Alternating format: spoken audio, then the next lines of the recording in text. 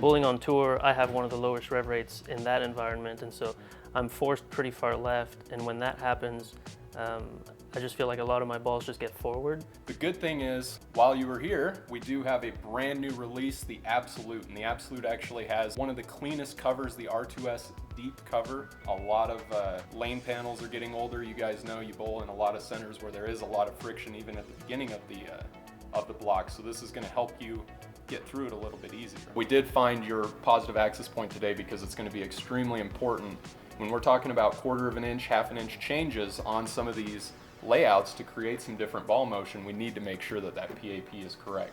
You're at about 6 3/8 over and 1 1/8 up. That's pretty close to kind of what you came in with. Yeah. I think we've decided on 2 different layouts. We're going to go with a little bit stronger layout on the one on the left here. We'll go 4 1/2 on the pin to PAP distance. We're going to go with a little shorter PSA to PAP distance at 3 inches. And what's really unique about this core, if you look at that physical core shape, there's not a flat on both sides. There's a lot of draft angles and it drafts inwards. So what that actually does is no matter what PSA to PAP distance you use, if you use kind of a shorter one or a longer one, your thumb hole is going into that kind of cavity there.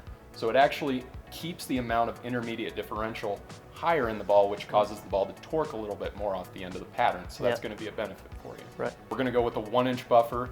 Shorter buffers cause the ball to transition a little bit faster, so we want it to transition quick from skid to hook to roll here. But remember, this cover's still nice and clean, so you're going to get kind of a cleaner, rollier type of look off the end of the pattern. And then second here, we're going to go a little bit on the weaker side. So we're going to change that pin to PAP distance to 5 1/2 inches. So that's standing that core up a lot more. We also went with a 5-inch PSA to PAP distance. So like I said, that's still going to put that thumb in that cavity down there. You're still going to have a lot of intermediate. That's what's really nice about this. When you change that distance, you're not drilling any of it out or drilling more into it. It's pretty much kind of set there. So you're going to get a very consistent and repeatable type of performance off the end of the pattern.